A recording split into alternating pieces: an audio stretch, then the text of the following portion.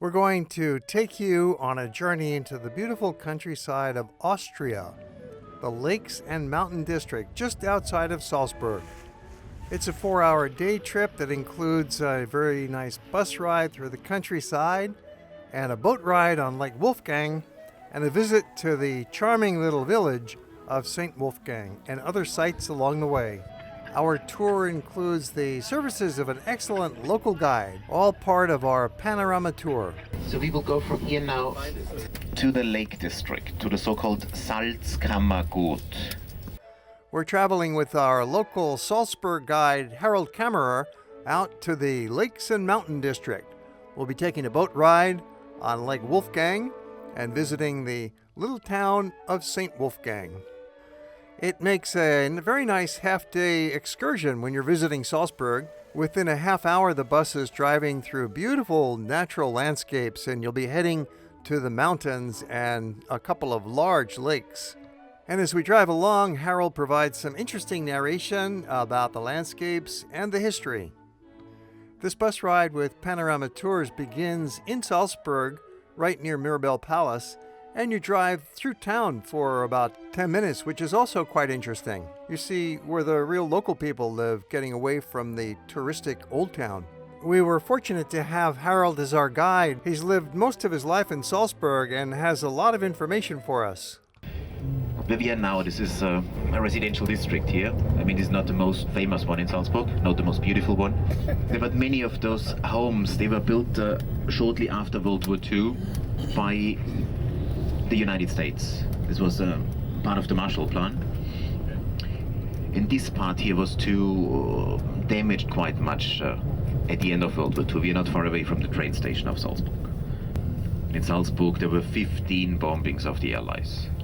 In a moment you'll see the river below us, the Salzach. The name of the river is Salzach, which does mean salt river. The river is not salty, as some people think, but the salt was shipped on the river from the salt mines located south of Salzburg, and our salt was even exported to Bohemia, the Czech Republic nowadays. Because this river joins in Germany, in Bavaria, the Danube. You know, the Danube goes then down to the Black Sea. Do you know what the name Salzburg does mean? Salt city is salt castle. So Burg would be castle in. So the name comes from the salt. There are still some active mines. Most of them, they are closed, the salt no more has the same value. But the salt was mined there already 800 years before Christ already. Main economy was salt, gold, copper, but it was mainly salt. But we had gold mines in the Alps, about 2 hours south of Salzburg, silver mines they had too, copper mines. But the main economy was the salt mining industry. You know, the word celery comes from salt. The salt was called the white gold before the refrigerators were invented. Nowadays it's no more salt in Salzburg, it's tourism. The economy is really mainly based on tourism. We had last year more than 7 million visitors in town, so in the city of Salzburg only. It's seasonal. So at the moment, this is now the end of the peak season.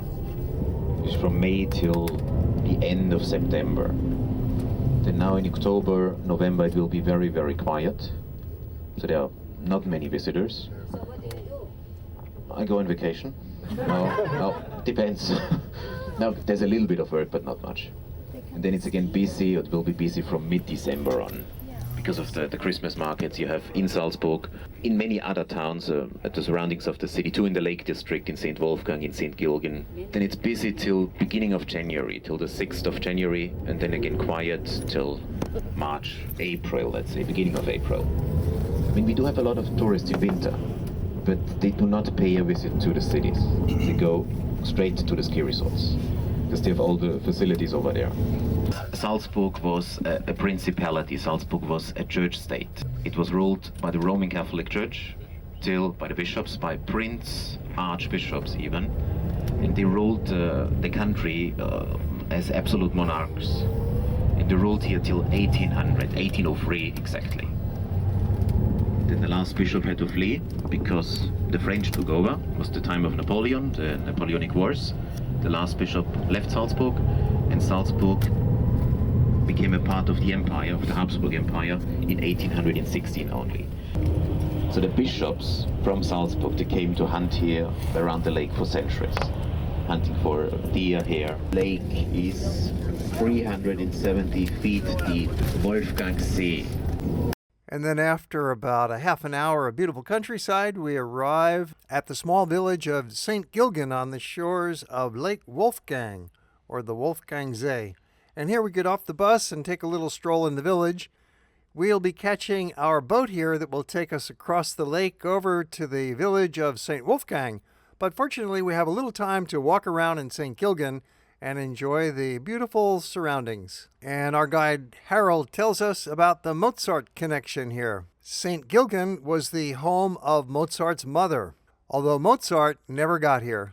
St Gilgen is known as the Mozart town, or Mozart village, because Mozart's mother was born there. Mozart's sister moved there later because she married the administrator of St Gilgen.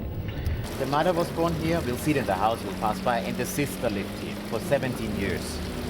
Because Mozart, he left Salzburg when he was 25 years old. Because Mozart did not like Salzburg. Salzburg was too small for him. He was only a servant of the bishop. Mozart had to furnish music for the court. And when he was 25, he went to Vienna, and he died in Vienna at the age of 35. So he broke with the city, with the court, with the bishop actually, but with his family too. He went to Vienna against the will of his father. Because in Salzburg he had a job. He was court organist, Wolfgang. And he married in Vienna too against the will of the father. The father wanted him to come back to Salzburg. Otherwise, St. Gilgen is a quiet little village with a local population less than 4,000 people. It's very peaceful and the lake is very scenic. Some years ago at St. Gilgen, we ran into a local wedding ceremony. They're marching through the village on their way. This is really a great spectacle. Sometimes when you're traveling, you just get lucky.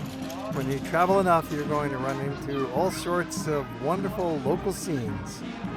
It was quite a surprise as we were just walking through the village.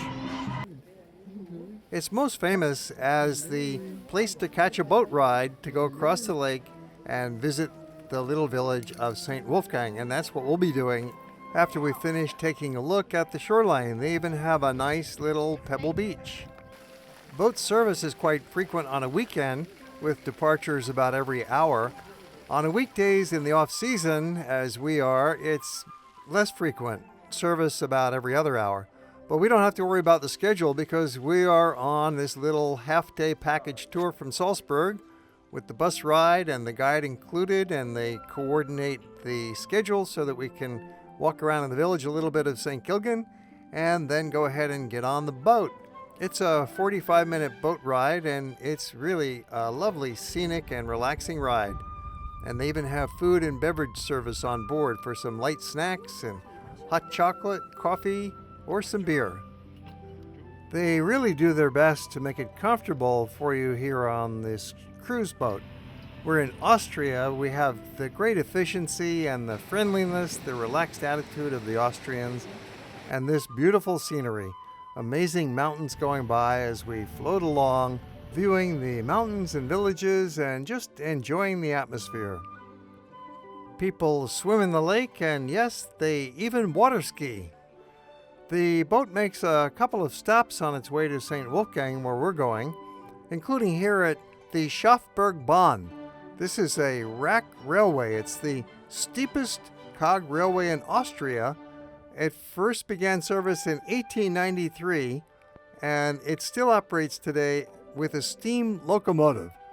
It's amazing. It goes all the way to the top of a mountain, 1,783 meters high. And up at the top, there's a hotel, there's a restaurant, there's hiking trails, and beautiful vistas. The lake is just 7 miles long and surrounded by cliffs and mountain peaks that are about 6,000 feet high. It's all part of the scenic Austrian Alps. One of many great featured views along the boat ride is this magnificent cliff. It's a vertical rock face, a massive gray granite wall. That cliff is one of several obstacles that make it a little tricky to walk all the way around the lake at the lakeshore. Here you just can't do it. So there is a trail, but it goes uphill, up and over the cliff, and the same thing happens at a few other spots along the shores of this rugged lake. It is a good trail that connects all the way from St. Gilgen to the village of St. Wolfgang, but it will take you 3 or 4 hours. It's the pilgrimage route. There are a variety of private homes along the lake shore. It's very rural out here. You can imagine how quiet and peaceful it's got to be. You've got cows in the backyard sometimes, and mountains right behind, and the lake for the front yard.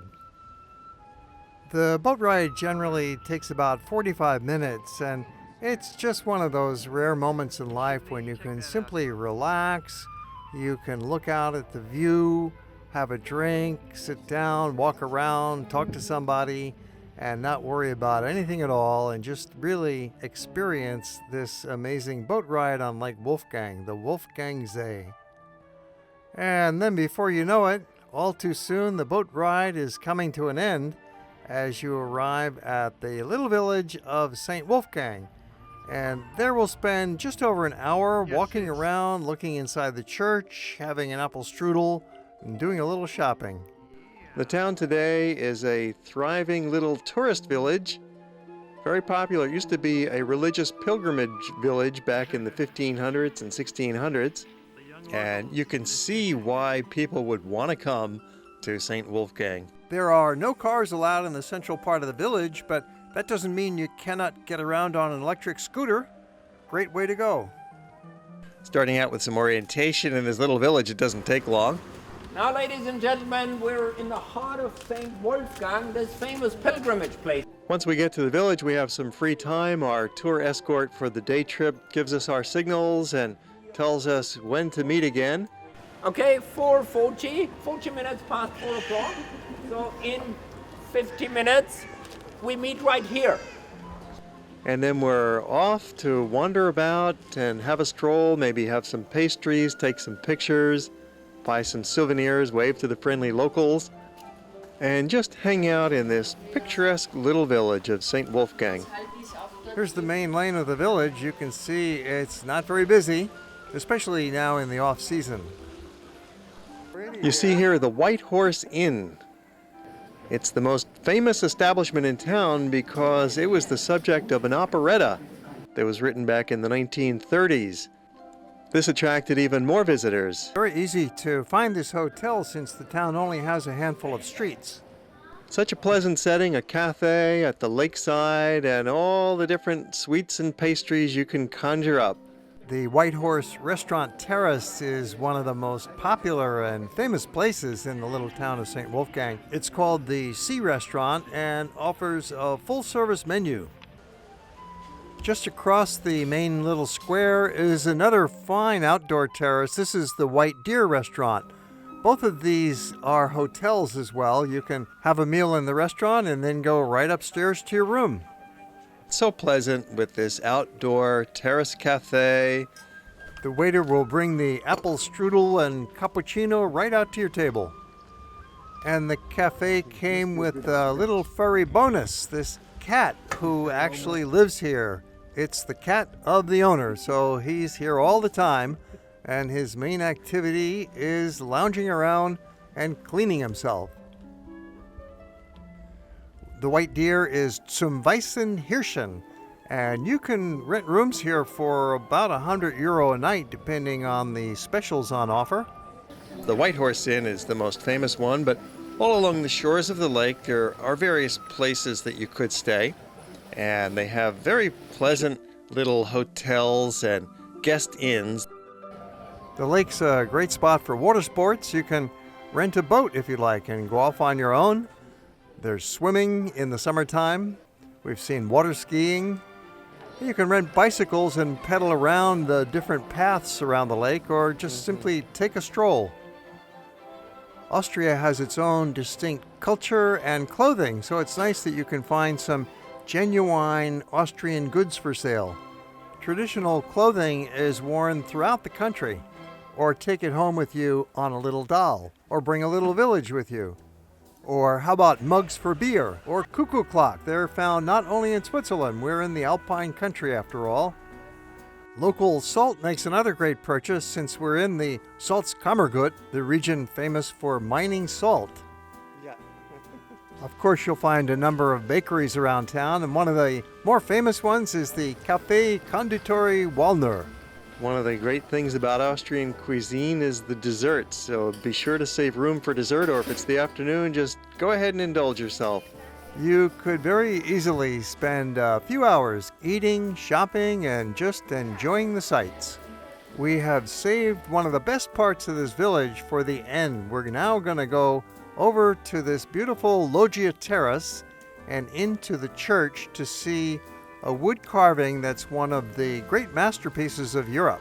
The church looks modest on the outside, but don't let that trick you into not going in, because you'll find that and many other treasures.